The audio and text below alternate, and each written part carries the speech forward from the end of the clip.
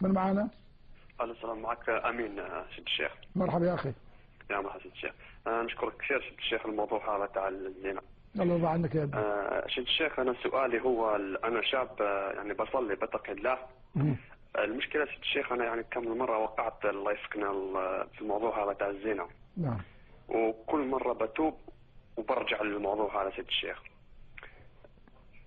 والله يا سيدي كما سمعت الآية إلا من تاب وآمن وعمل عملا صالحا فأولئك يبدل الله سيئاتهم حسنات. حتى المتعة، نكاح المتعة بإجماع الفقهاء، طبعا احنا في المذاهب الأربعة تحرمه، هناك بعض المذاهب تحلله. الذين يحرمونه المالكية والحنفية والشافعية والحنابلة، كل أهل السنة الحقيقة يحرمونه، ولكن بالإجماع قال ليس زنا، ولكن بالإجماع قال ليس زنا، ولكن بالإجماع قال ليس زنا.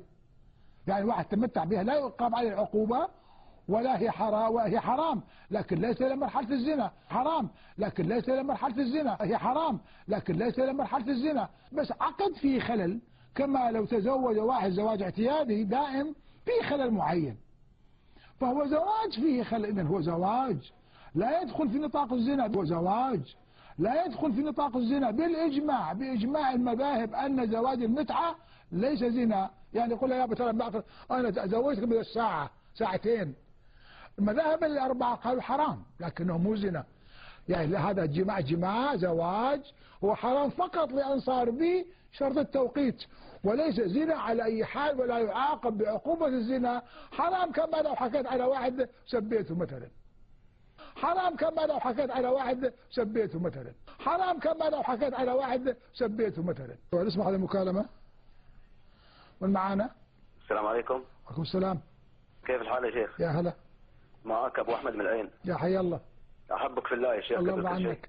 ثاني شيء في مداخلات يا شيخ. انا انسان، انا باحث لكن ما وصل لدرجه في العلم يعني. بس الشيخ كلامك هذا شيء طيب جزاك الله خير، بس ما في تشجيع يعني في نظرك انه يشجع الشباب على زواج المتعه. قال بدل ما لحظه يا شيخ، قال بدل ما انا ازني فيها انا بتزوجها زواج متعه وبخلص يعني كذا كذا وبطلقها. انت لو خيرت بين ان تزني او متعه خذ متعه، انا اقول لك خذ متعه.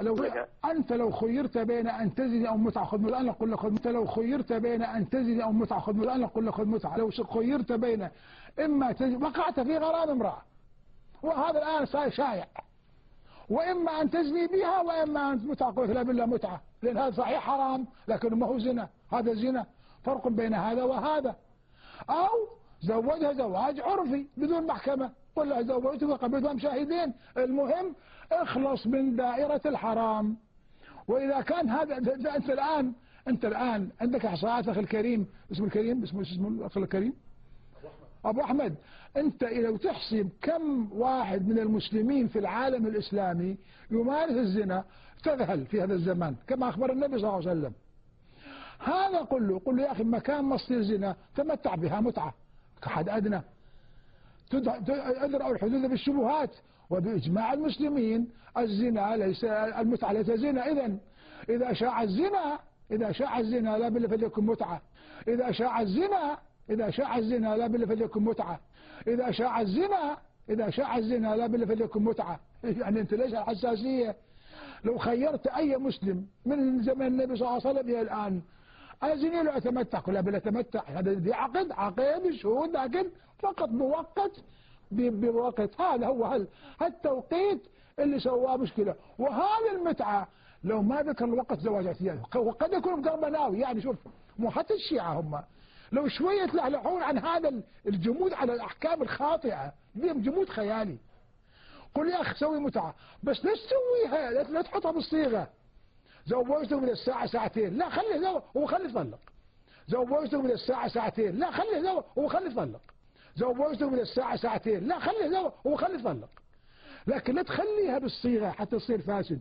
يا تزوجناك فيما لا مبروك حرمتك مع السلامة، تطلقها بعد اليوم، في ناس طلقوا بعد ساعة. في كل الدنيا ناس تزوجوا ثاني يوم طلقها، ثالث يوم طلقها، بعد اسبوع، بعد شهر، بعد سنة، يصير يحصل. لكن ان يشترط في العقد هذا التوقيت هذا خطأ، لكن هذا الخطأ يجعله زنا بالاجماع ليس زنا. فيا ابو احمد انت علي زعلان، واحد عنده يزني بامرأة، يزني وتعرف ان فلان يزني بفلانه، قل يا اخي ليش تزني بها؟ سويها متعه، قل تزوجتك وانتهينا، ما في اشكال. على كل حال ما نشجع الان ملايين المسلمين يتمتعون، ملايين المسلمين في الشيعة في العالم يتمتعون، فشجع يعني، هي قضيه موجوده.